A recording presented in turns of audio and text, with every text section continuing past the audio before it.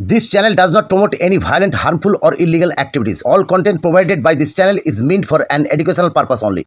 আমরা ভারতীয় জনতা পার্টি হাওড়া সদরের তরফ থেকে আজকে সাংবাদিক বন্ধুদের যে ডেকেছি তা মূলত সাঁকরাইল বিধানসভার যিনি বিধায়িকা আছেন দীর্ঘদিন যাবৎ সাঁকরাইলের মানুষের জন্য কিছুই করেননি, যে প্রতিশ্রুতি দিয়ে তিনি নির্বাচনী বৈতরণী পার হয়ে গিয়ে আবার নির্বাচন এসে গেল, তার প্রতিশ্রুতি তিনি যে পালন করেননি, তার জন্য আমরা একটি চার্জশিট ওনার বিরুদ্ধে পেশ করছি। সেই পেশ করার জন্য আমাদের মধ্যে আজকে এই সাংবাদিক সম্মেলনে উপস্থিত হয়েছেন আমাদের রাজ্য নেতা, সাংস্কৃতিক সেলের কনভেনার, সবাই জানি উনি ভালো অভিনেতাও আছেন, সুবক্তা আছেন, রুদ্রনীল ঘোষ মহাশয়।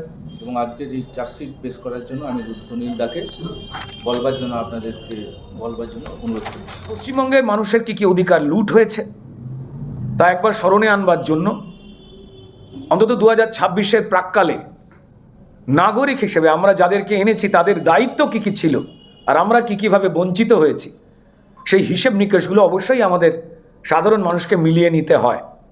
তাই প্রতিটি বিধানসভায় নিখুঁতভাবে মানুষের সঙ্গে কথা বলে যে দুর্নীতি বলুন, যে উদাসীনতা বলুন, যা মানুষের জনজীবনকে তছনছ করে দিয়েছে, সেই পয়েন্টগুলি আমরা তুলে ধরেছি প্রত্যেক বিধানসভায় এবং আমরা নাম দিয়েছি চার্জশিট। এই চার্জশিটের এক একটি লাইনও তৃণমূলের যে কোনো নেতা, মন্ত্রী বা কর্মীরা তারা কেউই অস্বীকার করতে পারবেন। আপনাদের সামনে অনেক গুরুত্বপূর্ণ পয়েন্ট রয়েছে, বিশেষ কয়েকটি পয়েন্ট আমরা তুলে ধরব, কারণ পাহাড় প্রমাণ উদাসীনতা এবং দুর্নীতি তা প্রতিটি বিধানসভার মানুষ, বিশেষ করে সাঁকরাইল বিধানসভার মানুষ তাদের যন্ত্রণা যদি বলতে শুরু করেন তো তাহলে মাস কাভার হয়ে যাবে, এমনকি 2026-এর ইলেকশন পেরিয়ে যাবে। কিছু পয়েন্ট আমরা তুলছি যে বিষয়ে অধিকাংশ মানুষ তার যন্ত্রণা ব্যক্ত করেছেন, তাদের কণ্ঠস্বর ভারতীয় জনতা পার্টি এটা বিশ্বাস করে। আপনারা সবাই জানেন যে দেশ জুড়ে যে বিভিন্ন প্রকল্প কেন্দ্র সরকার থেকে তুলে ধরা হয়েছে তার যথারীতি অন্যান্য বিধানসভায় যেভাবে লুট হয়, ঠিক সাঁকরাইল বিধানসভাতে সাঁকরাইলের সম্মানীয় যিনি বিধায়িকা তিনি তার বাহিনী নিয়ে লুট করে যাচ্ছেন। উদাহরণস্বরূপ বলতেই পারি, জল জীবন মিশন শুধুমাত্র যারা একটু সচ্ছল পরিবারের মানুষ তারাই পরিশ্রিত জল বা পানি খাবেন এমনটা তো হতে পারে না, তা সবার জন্যেই। এবং যে কারণেই যাতে প্রত্যেকের বাড়িতে, গরিব মানুষের বাড়িতে, প্রান্তিক মানুষের বাড়িতে পরিশ্রুত জল পৌঁছতে পারে, তার জন্য হাজার হাজার কোটি টাকা বরাদ্দ করছেন কেন্দ্রীয় সরকার। কিন্তু দুর্ভাগ্যজনকভাবে তৃণমূল যে তিমিরে, যে অন্ধকারে থাকা স্বভাব সেটাই প্রমাণ করে সাঁকরাইলে জল জীবন মিশন প্রকল্পে লোকের বাড়ি বাড়ি, বিশেষ করে চারেঙ্গা, ধুলাগড়, মানিকপুর, নলপুর, রঘুদেববাটি বিভিন্ন জায়গাতে অধিকাংশ ক্ষেত্রেই মানুষের বাড়িতে জল পৌঁছেই দেয়নি। উল্টে যে জলের জন্য কেন্দ্র সরকার হাজার হাজার কোটি টাকা বরাদ্দ করছে যাতে গরিব মানুষ তারা ভালো থাকতে পারেন, সেই গরিব মানুষের বাড়ি থেকে জলের কানেকশন এনে দেবো বলে স্বভাবগত জায়গা থেকে তৃণমূল তোলাবাজি করতেও ছাড়ছে না। চূড়ান্ত বড় অপরাধ, কারণ যে অপরাধ জল ছাড়া মানুষের জীবন আমরা জানি যে শূন্য, সেই জল নিয়েও তারা অপরাধ করতে থামছে না। তাই প্রথম চার্জশিট, আমাদের চার্জশিটের প্রথম পয়েন্ট জল নিয়ে। জল মানেই জীবন, আর সেই জীবন চুরি করছে সাঁকরাইলে তৃণমূল। অংশ জুড়ে, বিশেষ করে আমি হাওড়ার ছেলে হিসেবে বিভিন্ন জায়গায় যখন আমরা ঘুরতে যেতাম, মিনিমাম পরিচ্ছন্নতার জায়গা একটা দেখেছিলাম যে ছিল, অভাব ছিল কিন্তু তার মধ্যেও ছিল। কিন্তু এই তৃণমূল আসবার পরে গঙ্গার পাড়, যেটা খুব গুরুত্বপূর্ণ, সেই গঙ্গার পাড়ের একটা অরাজকতার পরিবেশ তৈরি করেছে তৃণমূল। অধিকাংশ জায়গায় সেটা দুষ্কৃতিকারী যারা রয়েছে তাদের ঠেক বা আড্ডাবাজি বা কোথায় কাকে বোম মারা হবে সেই বিষয়ে শান্তিতে আলোচনা করবার জন্য তারা গঙ্গার পাড়টিকে বেছে নিয়েছেন। এবং যেখানে সুস্থ মানুষ গিয়ে অন্তত ধর্মাচরণের জন্য, আমরা যেহেতু পবিত্র গঙ্গাতে নানান কাজ করি, সেই জায়গাগুলোকে তছনছ করে দিয়েছে। বলতে গেলে এখানে বলতেই হয় যে বিভিন্ন জায়গায় যেখানে প্রয়োজন নেই বিউটিফিকেশনের নামে তারা অর্থ চুরি করছে, 1 টাকার বিল 10 টাকা করছে। এবং সাঁকরাইল থানার পাশে যে ঘাটটি রয়েছে, যেটি অত্যন্ত গুরুত্বপূর্ণ, আপনারা নিশ্চয়ই জানেন যে ঘাটের সঠিক সংস্কার নেই। এই টাকা কোথায় যাচ্ছে আমরা জানি না, সরকারি টাকা। এবং যে ধরনের ডেভেলপমেন্ট না করবার জন্য প্রায় বছরখানেক আগেই একটি বাচ্চা সেখানে মারা যায়। অর্থাৎ গঙ্গার ঘাট নিয়ে, তার সংস্কার নিয়ে যে টাকা আসছে তা নিয়ে দুর্নীতি চলছে এবং সেদিকে নজর দেওয়া চলছে না। লাগাতার বিউটিফিকেশনের নামে 1 টাকার বিল 10 টাকা তৈরি করে ইলেকশনের আগে দুষ্কৃতীদের হাতে পয়সা কী করে গুঁজে দেওয়া যায় তার বন্দোবস্ত চলছে। আমরা জানি যে পশ্চিমবঙ্গের শিক্ষাকে তো ডুবিয়ে যেমন দেওয়াই হয়েছে, সাঁকরাইলেও সেই ব্যতিক্রম নেই। কিন্তু শিক্ষার সঙ্গে সঙ্গে স্বাস্থ্যটা একটা খুব বড় দিক। আমরা জানি সাঁকরাইল বলতে গেলে আন্দুল, সাঁকরাইল এই দুটো ঐতিহ্যবাহী পুরনো যে এলাকা রয়েছে, এই দুটো জায়গা কিন্তু জুড়ে যায়। প্রাথমিক স্বাস্থ্যকেন্দ্র যেগুলো রয়েছে সেগুলো না থাকারই বরাবর। ডাক্তারের সংখ্যা সঠিকভাবে নেই, থাকলেও তিনি কখন আসি কখন যাই কি জানি আমি, কেন মাইনে পাই, এই স্লোগানেই তারা ঘুরতে থাকেন। স্বাস্থ্যকর্মী বলুন, নার্স বলুন, তাদের কোনো ঠিক ঠিকানা নেই। অর্থাৎ মানুষের প্রাণ বিন্দুমাত্র গুরুত্বপূর্ণ নয় এই তৃণমূল সরকার মমতা বন্দ্যোপাধ্যায়ের কাছে। প্রয়োজনীয় ওষুধ, পরিচ্ছন্নতা কোনো কিছুই নেই এই প্রাথমিক স্বাস্থ্যকেন্দ্রগুলিতে। এবং আরেকটি বড় ব্যাপার, যে প্রায় 3 লাখের কাছাকাছি যেখানে নাগরিক সংখ্যা রয়েছে যে বিধানসভায়, সেখানে সরকারি একটি গুরুত্বপূর্ণ কোনো হাসপাতাল সঠিকভাবে নেই। যদিও আন্দুল মৌরিতে লক্ষ্মীরতন হাসপাতাল যেটি ছিল, যা প্রায় 1 লাখের ওপরের মানুষের কাছে অত্যন্ত, বিশেষ করে যারা গরিব মানুষ, যারা প্রান্তিক মানুষ, আমাদের ট্যাক্সের টাকা, কেন্দ্রীয় অনুদানের টাকা, যে টাকা পশ্চিমবঙ্গ সরকার নিজের পকেটে পড়ে কিন্তু যে মানুষের ভোট তারা ঠকিয়ে নেয় তাদেরই প্রাণ বাঁচাবার জন্য বিন্দুমাত্র খরচ করে না, তার বড় উদাহরণ হচ্ছে লক্ষ্মী নারায়ণ হাসপাতাল। সেটি বন্ধ হয়ে পড়ে রয়েছে।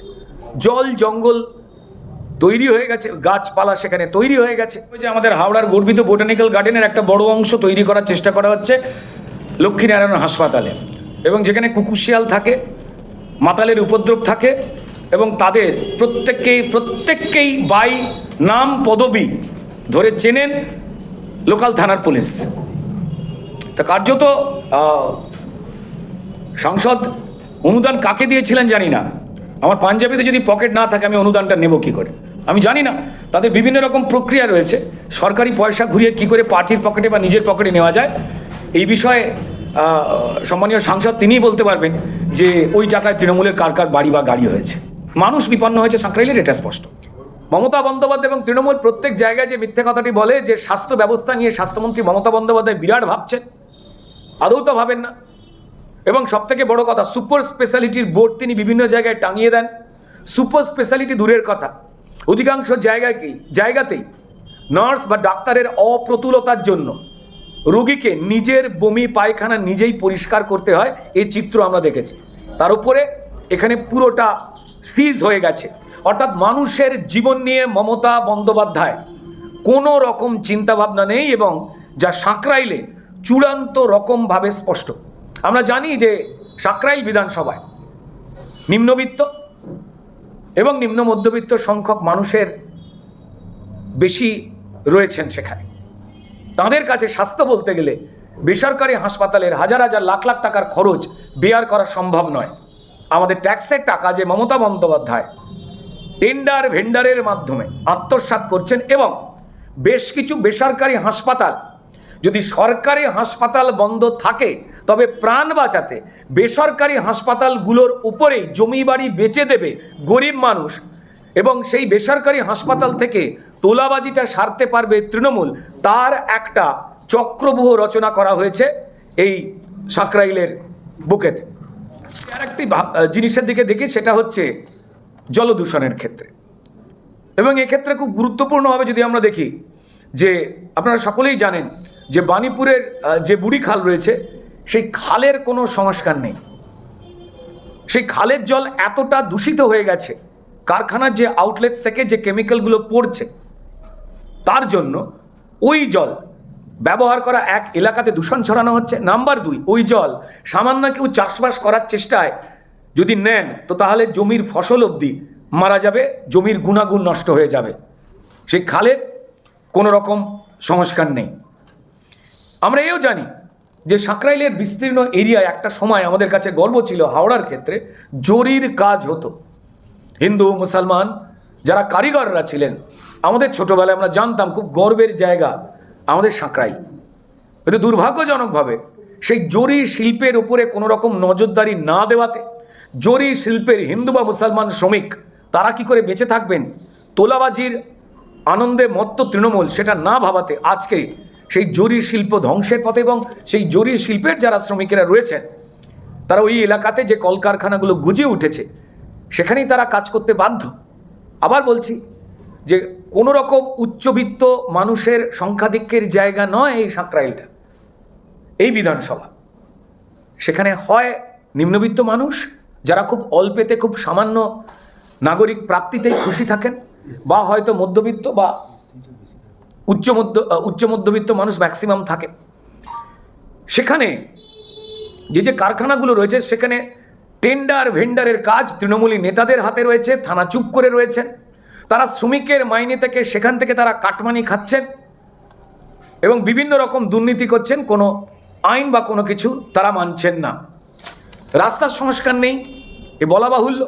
আমরা জানি যে সাঁকরাইল বিধানসভার মধ্যে ঢুকলে দুটি জায়গা, বিশেষ করে ধুলাগড় থেকে ধুলাগড়ের ওই রাস্তা, তার সঙ্গে সঙ্গে আন্দুল থেকে হাওড়া যাওয়ার রাস্তা, যদি আমরা দেখি যে কনস্ট্যান্ট জ্যাম থাকে, সেই রাস্তা আজকে দিনে যেখানে মানুষের যাতায়াতটা অত্যন্ত গুরুত্বপূর্ণ, কোনো রকমের রাজ্য সরকারি পয়সা খরচ হয় না, বিধায়িকা সেটাকে নিয়ে ভাবনা চিন্তা করেন না, তাদের পরিচিত লোকজন রাস্তায় দখলদারি করে। তো ফলত এই রাস্তার কোনো সংস্কার নেই, অর্থাৎ সভ্যতাকে পিছিয়ে দাও, সাঁকরাইলকে পিছিয়ে রেখে দাও, শামুকের গতিতে জনজীবন চলুক, রোজগার কম হোক, স্পষ্টত চাইছে তৃণমূল সরকার এবং সাঁকরাইলের বিধায়িকা।